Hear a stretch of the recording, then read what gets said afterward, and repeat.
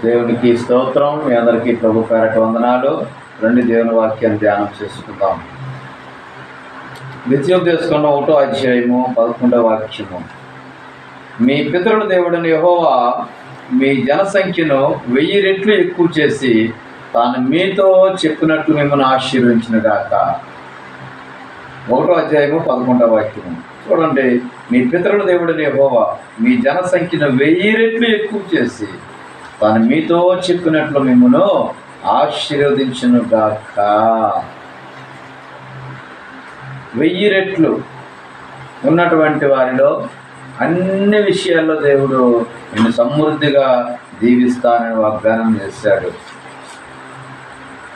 నేను ఒంటరిగా మిమ్మల్ని భరించలేను, మీ దేవుడు యెహోవా మిమ్మల్ని విస్తరింపజేసిన కనుక నేడు మీరు ఆకాశ నక్షత్రముల వల్లే విస్తరించి ఉన్నారు. చూడండి, దేవుడు ప్రమాణం చేశాడు.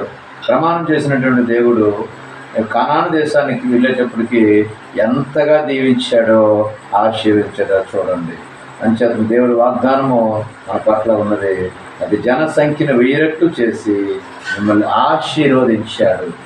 ఆ ఆశీర్వాదాలు కావాలనుకుంటే దేవుని సన్నిధిలో మీరు ఆయన వాగ్దానము, ఆయన మాట, ఆయన వాక్కు సమస్తము కూడా ఆయన వెంబడిస్తూ ఉన్నట్లయితే నువ్వు దీవించబడతావు. దేవుడి వాక్యం దీవించుగాక.